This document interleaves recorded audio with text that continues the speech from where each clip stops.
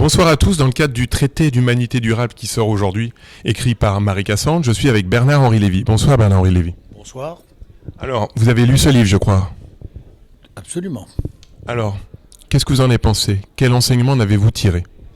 Écoutez, je l'ai trouvé tout à fait passionnant et tellement dans l'air du moment.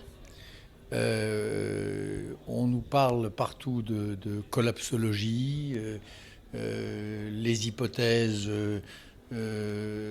qui autrefois nous semblaient absurdes, de fin du monde, ou en tout cas de fin de l'humanité telle que nous la connaissons se multiplient. Ce livre, c'est une réponse à la collapsologie. C'est une réponse à ceux qui disent que l'humanité telle que nous la connaissons pourrait prendre fin. Et elle dit comment.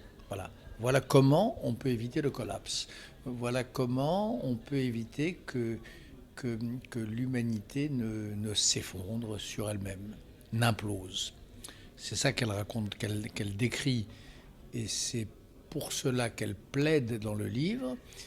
Et c'est pour ça que le livre est très, très bienvenu.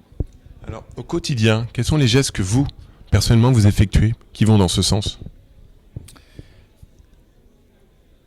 Les gestes que j'essaie d'effectuer, parce que je suis encore un élève indiscipliné, mais j'essaie par exemple de maîtriser mon temps. C'est une des recommandations de Marie Cassandre. J'essaie d'être maître de mon temps. J'essaie de prendre le temps de rêver.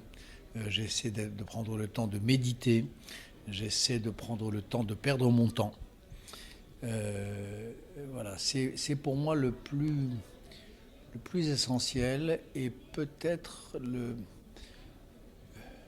le message le plus important de ce livre. Maîtrise de son propre corps, bien sûr aussi, mais maîtrise de son temps. D'accord, alors je crois que vous connaissez l'auteur, Marie Cassandre. Vous pouvez m'en dire quelques mots? Oui, je la connais, oui, je la connais bien sûr. Difficile de résumer quelqu'un en quelques mots, et c'est tellement réducteur. Mais moi, j'ai envie de vous dire surtout que je suis très, très ému de voir une jeune femme comme elle, si émue de la sortie de ce livre, si émue d'avoir enfanté cet objet. Oui, c'est son bébé, clairement. Oui, ce qui m'émeut, c'est de voir son émotion à l'idée d'avoir enfanté ce traité d'humanité durable. Et l'autre chose qui me frappe, mais qui est connexe, c'est que je connais...